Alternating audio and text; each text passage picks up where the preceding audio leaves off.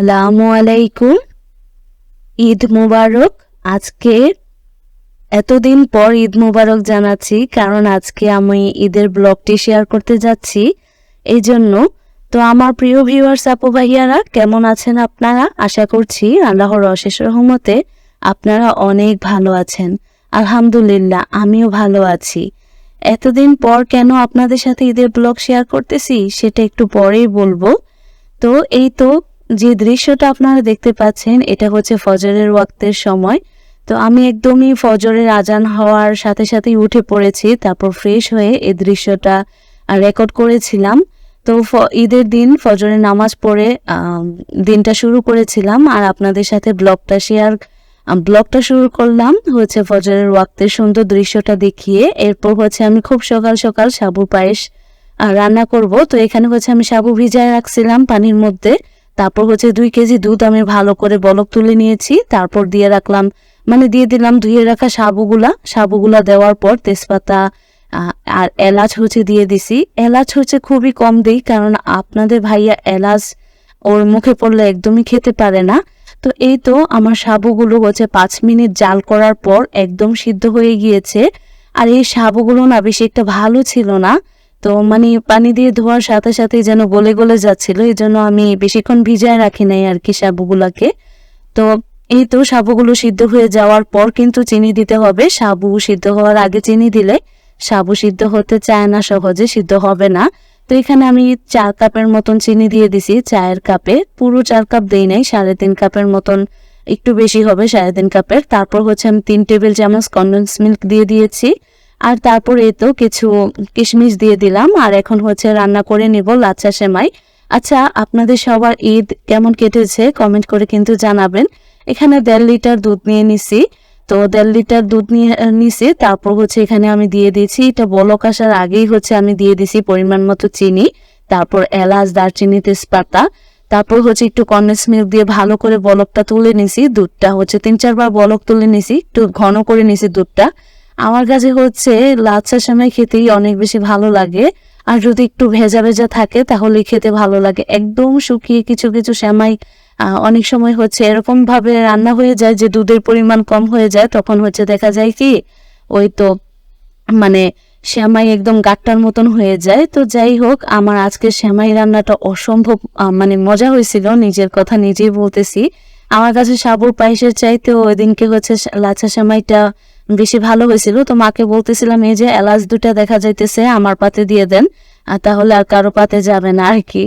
তো এই তো আমাদের প্লেটে হচ্ছে সেমাই বেড়ে নিতেছি। আসলে আমরা ঘরে যেভাবে খাওয়া দাওয়া করি সেভাবেই শেয়ার করি। আমার ভিডিওতে কোনো আর্টিফিশিয়াল কোনো কিছু আপনারা কখনো দেখতে পাবেন না। আমি যেরকম করে চলাফেরা করি আমাদের ঘরে, গ্রামে আমরা যেভাবে থাকি, যেভাবে খাওয়া দাওয়া করি সব সময় সেভাবেই কিন্তু আপনাদের সাথে শেয়ার করতেছি। আর শুধু ভিডিওতে দেখানোর জন্যই শোকেস থেকে প্লেট বের করে নিয়ে আসছি, না হলে আমরা হচ্ছে স্টিলের বড় যে ছড়ানো প্লেটগুলো থাকে এগুলোর মধ্যেই খাই। আর আমি হচ্ছে সবশেষে ভেজে নিয়েছিলাম ঝুড়ি, আর এই ঝুড়িগুলো হচ্ছে আমার মা বানিয়ে দিয়েছিল। তো এই ঝুড়িগুলো বছর চলে যায়, নষ্ট হয় না। গত বছর হচ্ছে মা বানিয়ে অনেকগুলো ঝুড়ি দিছিল, খাইছিলাম। এই ঝুড়ি ভাজা, তারপর পাতা পিঠা, সিরিঞ্জ পিঠা, পিচকারি পিঠা, এগুলা দিয়ে যে সেমাই খেতে কি পরিমাণ মজা লাগে, যারা না খেয়েছেন তারা কখনো বুঝবেন না। আজকের এই ঈদের দিনটি হলেও হতে পারতো অন্যরকম, অনেক সুন্দর সুখী একটা পরিবার, একটা সুন্দর একটা ঈদ হতে পারতো, কিন্তু হলো না। কারণ এই বছর গত 3 বছর ধরেই হচ্ছে আমরা কুরবানি দিতে পারি নাই। আপনাদের ভাইয়া হচ্ছে প্রবাস থেকে চলে আসার পর 3 বছর ধরে আসছে, 3টা কুরবানির ঈদ গেল, আমরা কুরবানি দিতে পারতেছি না। আমার এত বেশি খারাপ, এই বছরের মতন কোনো বছর লাগে নাই। ঈদের দিন আমার এত বেশি কষ্ট হচ্ছিল শুধুমাত্র কুরবানি দিতে না পারার কারণে। গত 2 বছর যে ঈদ গেছে আমার এত খারাপ লাগে নাই। তো গত 2 ঈদের মধ্যে এক ঈদের মধ্যে আমার মেয়ে ছিল আমার গর্ভে। তো এই বছরের ঈদটা কিন্তু সুন্দর হতে পারতো, তাই না? মেয়েকে নিয়ে, সবাইকে নিয়ে। তো আমার এখানে কিন্তু মা, আমি আর আপনাদের ভাইয়া আর বাবা, তো আর কেউ নেই। তো এই আমরা 4 জন মানুষই। তারপরেও হচ্ছে আমরা ঈদের মধ্যে গরু গোস্ত হচ্ছে বেশি করে রান্না করে ফেলি ঈদের দিনের গোস্তটা, আর আমার ভাইয়া হচ্ছে এসে গোস্ত দিয়ে গিয়েছে। তো খুব তাড়াতাড়িও চলে আসছে, মাংসটা কিছুটা বানানো হওয়ার পরই হচ্ছে তাড়াতাড়ি করে চলে আসছে। যাতে আমি তাড়াতাড়ি করে রান্না করে ফেলতে পারি। তারপরও কিন্তু 3টার উপরে বেজে গিয়েছিল। আপনারা জানেন যে কোরবানির ঈদের দিন ছেলেদের কি পরিমাণ ব্যস্ততা থাকে আর সকাল থেকে কি পরিমাণ কাজ করতে হয়। তো ও আসার পরেই আমি সাথে সাথে রান্নাটা বসিয়ে দিয়েছি। আর দুপুরবেলা কিন্তু আমি কাঁঠাল বিচির ভর্তা বানাইছিলাম, আরো কয়েক পদের পটলের ভর্তা বানাইছিলাম, পটলের খোসার ভর্তা, কাঁকরুলের ভর্তা, ওইগুলা দিয়ে খেয়েছি। এখানে আমি 6 কেজি গরুর মাংস রান্না করতেছি, আমার ভাইয়া নিয়ে আসছে। আর এই জন্যই কিন্তু ঈদের ব্লগটা দিব কি দিব না সেটার মধ্যে সেটা নিয়ে আমি অনেক কনফিউজড ছিলাম। তারপর ভাবলাম আজকে যে যাই হোক ব্লগটা শেয়ার করে দিই, যা করেছি সেগুলাই শেয়ার করে দিই।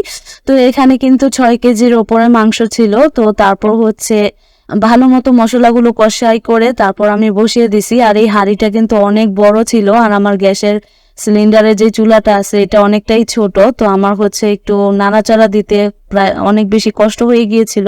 তারপর আপনাদের ভাইয়াকে দিয়ে নাড়াইছিলাম, বলছিলাম যে আমি নাড়তে পারতেছি না, একটু নেড়ে দিয়ে যাও। তো এখানে আমি সবগুলো মাংস ভালো করে ধুয়ে একটা ঝাঁকড়ির মধ্যে রেখে দিয়েছিলাম পানিটা ঝরার জন্য। আসলে কুরবানির ঈদের গোস্তের রেসিপি বলতে আসলে কিছুই নাই। কুরবানির ঈদের গোস্তের মধ্যে আল্লাহ তাআলা রাব্বুল আলামিনের একটা আলাদাই রহমত থাকে, এই কারণে এই গোস্ত খেতে অনেক বেশি মজা হয়, টেস্টি হয়। তো আজকে আমি গোস্ত রান্না করতেছি, তারপর ভাত রান্না করব, কারণ ঈদের দিন একটু ভাতই খেতে ভালো লাগে গোস্ত দিয়ে। ওই পোলাও খিচুড়ি এগুলো তো পরেও খাওয়া যাবে, আর খাই তো কয়েকদিন পর পর।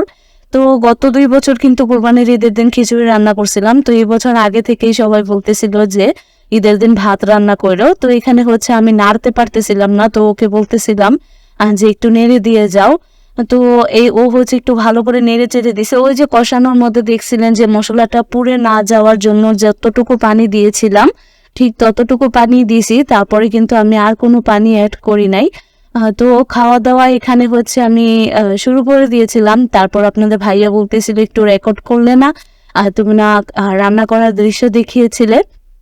তো তারপর আমি এখানে আরো কিছু মাংস নিয়ে নিতেছি। আসলে সারা বছর তো 1 পিস 2 পিস করেই খাই, তো ঈদের দিন যদি একটু আনলিমিটেড খাওয়া দাওয়া না হয় তাহলে আর এটা কিসের ঈদ। তো আমি একটা নল্লি নিয়ে নিছি, 2টা নল্লি ছিল, একটা আমি নিছি, একটা আপনাদের ভাইয়াকে দিয়েছিলাম। আচ্ছা, আপনাদের কার ঈদ কেমন কেটেছে কমেন্ট করে কিন্তু জানাবেন, আর দোয়া করবেন সামনের বছর যেন আমরাও কুরবানি দিতে পারি।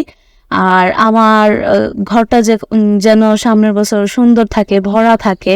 এরকম একলা একলা ঈদ করতে একদমই ভালো লাগে না, কেউ নেই, শ্বশুর শাশুড়ি ওরা তো মুরব্বী মানুষ, সারাদিন ওদের ঘরে বসে থাকে। আর হাজবেন্ড তো আছে, সেও তো কাজ থাকে, তো সেও তো আর ঘরে থাকে না। একা একা ঈদ করতে বা একা একা থাকতে আর ভালো লাগে না, খুবই বোরিং লাগে, খুবই কষ্ট হয়।